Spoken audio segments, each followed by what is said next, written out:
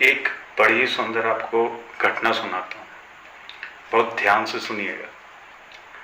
एक डाल पर एक बाज और एक तोता दोनों साथ में बैठे हुए थे।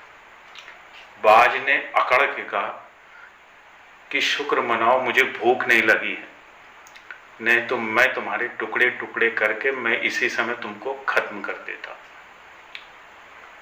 तोता सारी बात सुन रहा था। उसने बड़े धैर्यपूर्वक कहा कि मुझे मालूम है कि तुम मुझसे ज़्यादा बलवान हो और तुम चाहो तो मेरा भक्षण करके मुझे खत्म भी कर सकते हो, लेकिन बहादुरी इसमें नहीं कि तुम मेरा भक्षण कर सकते हो। अगर ईश्वर ने तुम्हें यह ताकत दी है कि तुम मुझसे ज़्यादा बलवान हो, तो तुम उसको रक्षण के रूप में प्रयोग करो, ना कि भक्षण के रूप में। अपने से कमज़ोर को हमेशा उठाने का प्रयास करो, उसकी मदद करने का प्रयास करो। अगर ईश्वर ने तुम्हें वो शक्तियाँ दी हैं जिनसे तुम जन कल्याण कर सकते हो, तो उसका दुरुपयोग न करके उसको सदुपयोग करो, ताकि दूसरे भी उसका लाभ उठा सकें। यह सारी बातें सुनकर बाज बहुत लज्जित सा हुआ। उसे लगा कि हाँ, यह तोता सही कह रहा है।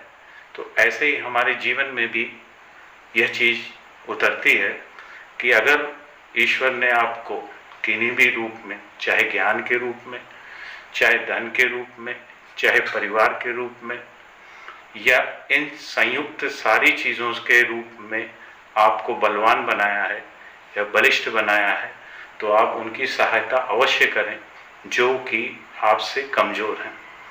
क्योंकि आप बलवान इस वक्त हो सकते हैं, लेकिन ऐसा नहीं कि आपसे भी कोई बलवान आपके सामने आ सकता है। तो उस स्थिति में आप ठीक उस तोते की ही तरह होंगे। तो हमेशा इस बात को सर्वोपरि मान के चलिए कि ईश्वर सबसे बलवान है, उसके आगे कोई भी व्यक्ति, कोई भी जीव बलवान नहीं है। तो आप इस बात को ध्यान में रखते हुए भी किन्हीं भी चीज़ों को अपने जीवन में करिए। आप किसी का अहित मत करिए। कोशिश करिए अपनी शक्तियों का एक सही दिशा दे के उसका उपयोग करिए, जो कि जन कल्याण में और लोगों के कल्याण में, उत्थान में मददगार हो। वह चाहे ज्ञान के रूप में हो, चाहे धन के रूप में हो, चाहे किसी भी रूप में आपके पास अधिक मात्रा में हो, तो आप उसको दूसरे के कल्याण में उसका उपयोग करें। क्योंकि